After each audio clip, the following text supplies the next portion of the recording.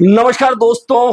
क्या कारण है कि हनुमान बेनीवाल जहां भी पहुंचते हैं, जिस भी आंदोलन में पहुंचते हैं, उसका परिणाम हमेशा सफल होता है। और क्यों कर सरकार और सरकार के अधिकारी हनुमान बेनीवाल के पहुंचने के बाद में समझौते की स्थिति में पहुंच जाते हैं, जबकि उससे पहले आंदोलन लंबे समय तक चल रहे होते हैं।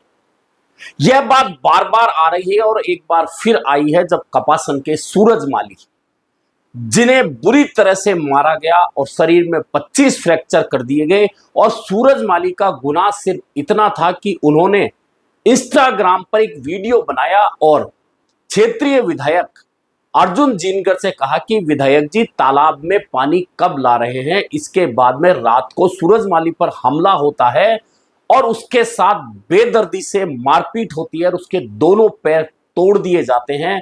आज भी वह अहमदाबाद के अस्पताल में अपने हाथ पैर टूटे हुए लेकर पड़ा है और डॉक्टर अभी तक उसका ऑपरेशन करने से कतरा रहे हैं, क्योंकि शरीर पर इतने घाव और इतने फ्रैक्चर हो चुके हैं।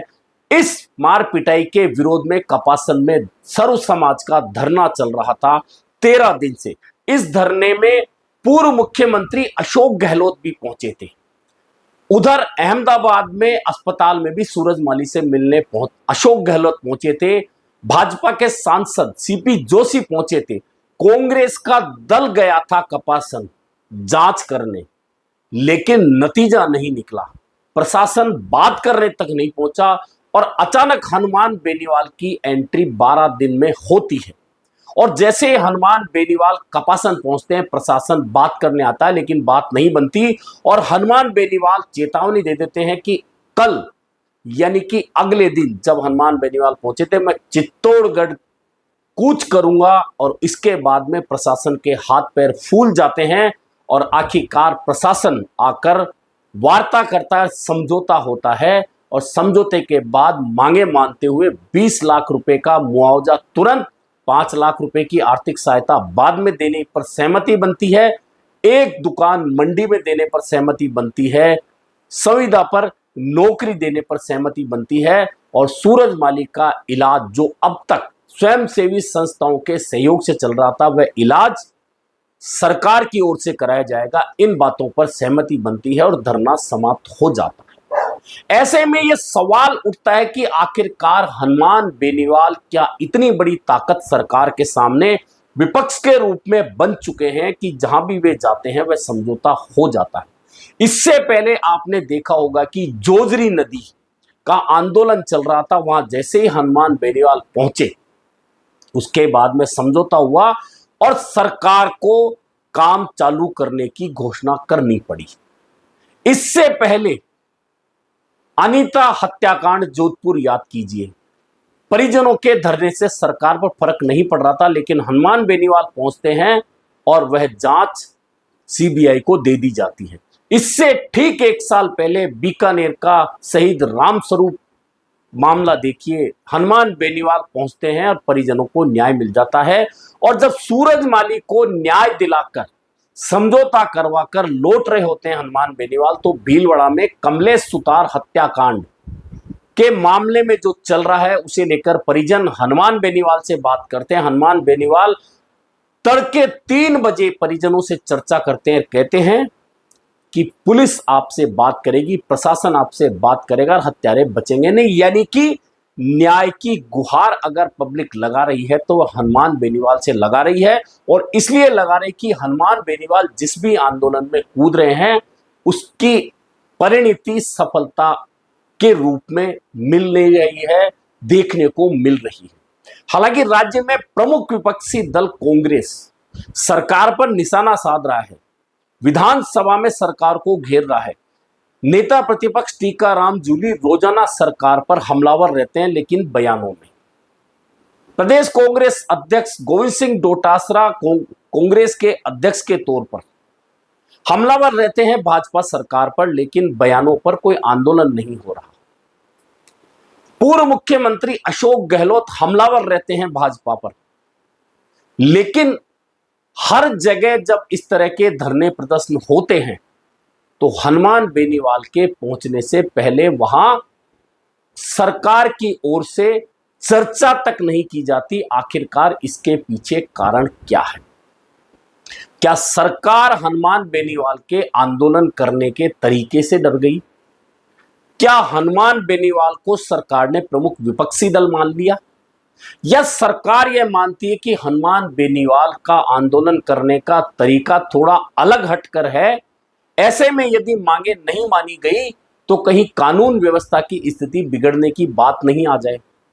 जैसा कि आपने देखा कि एसआई भर्ती आंदोलन जो चला, जयपुर में लंबा आंदोलन हनुमान बेनीवाल के नेतृत्व में चला, और जब परीक्षा रद्द करने की हाई कोर्ट ने आदेश दे दिए तब वह आंदोलन समाप्त हुआ।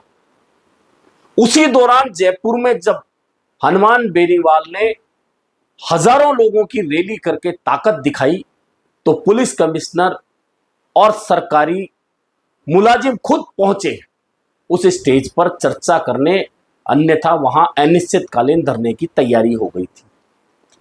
यानी कि कुल मिलाकर हनुमान बेनीवाल लोगों के लिए एक आस बन गए हैं।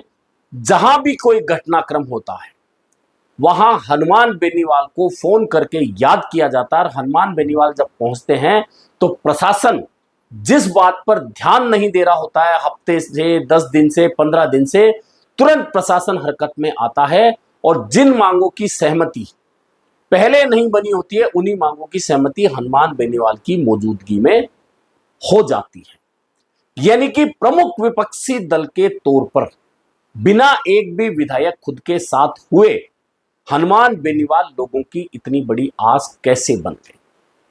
यह बहुत बड़ा सवाल है जो राजस्थान की राजनीति में इन दिनों तेजी से गूंज रहा है। अधिकारी देख रहे हैं, आम लोग देख रहे हैं, चर्चा हो रही है। और आप ये देखिए कि हनुमान बेनीवाल की खुद की क्षमताओं की बात कीजिए। वे दिल्ली होते हैं, दिल्ली से गंगानगर आ जाते हैं, गंगानगर से बीकानेर पहुंचते हैं, बीकानेर से नागौर आ जाते हैं, नागौर से जोधपुर चले जाते हैं, जोधपुर से जयपुर पहुंच जाते हैं, जयपुर से टोंक पहुंच जाते हैं, टोंक से फिर जोधपुर पहुंच जाते हैं, बाड़मेर पहुंच जाते हैं। आधी रात तक वे सफर करते हैं।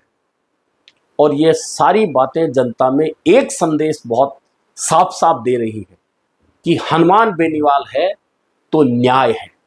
ऐसे में कांग्रेस को अब सोचने की जरूरत है। कांग्रेस राज्य का प्रमुख विपक्षी दल है। कांग्रेस के पास में 66 विधायक हैं। कांग्रेस के पास खुद के 8 सांसद हैं।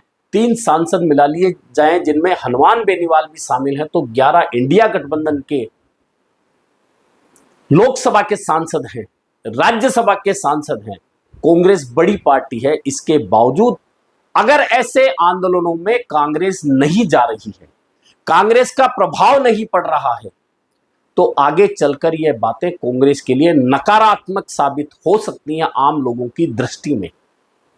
क्योंकि हनुमान बेनीवाल के आंदोलनों की सफलता 100% लोगों को नजर आ रही है, चाहे वह बीकानेर के शहीद रामस्वरूप का मामला हो, वह जोधपुर के अनीता देवी का मामला हो, वह जोजरी नदी का मामला हो, और अब सूरजमाली का मामला हो। इस मामले से एक बात और साफ हो गई है कि जो लोग हनुमान बेनीवाल पर आरोप लगाते थे कि वह जाट आंदोलनों में ही जाते हैं, कहीं उन पर जातिवादी जो ठप्पा लगा था, सूरजमाली के आंदोलन में उनकी ना सिर्फ उपस्थिति हुई बल्कि जिस तरह से हनुमान बेनीवाल ने समझौता कराकर धरना समाप्त करवाया और वे तमाम मांगे मनवाई प्रशासन से, जो प्रशासन नहीं मान रहा था इतने दिन से। 12 दिन के धरने के बावजूद, पूर्व मुख्यमंत्री अशोक गहलोत के जाने के बावजूद, सांसद सीपी जोशी जो खुद भाजपा के सांसद हैं, उनके अस्पताल में सूरजमाली से मिलने के बावजूद अगर ये मांगे नहीं मानी गई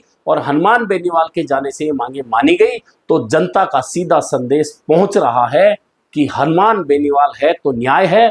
ऐसे में कांग्रेस के लिए आगे चलकर यह सवाल खड़ा हो सकता है कि प्रमुख विपक्षी दल होने के बावजूद कांग्रेस इस तरह के आंदोलनों में बढ़ चढ़कर हिस्सा क्यों नहीं लेती, और कांग्रेस के नेताओं के हमलों के बावजूद भाजपा ऐसे आंदोलनों से घबराती क्यों नहीं है। यह एक बड़ा सवाल कांग्रेस नेताओं के सामने खड़ा हो गया है।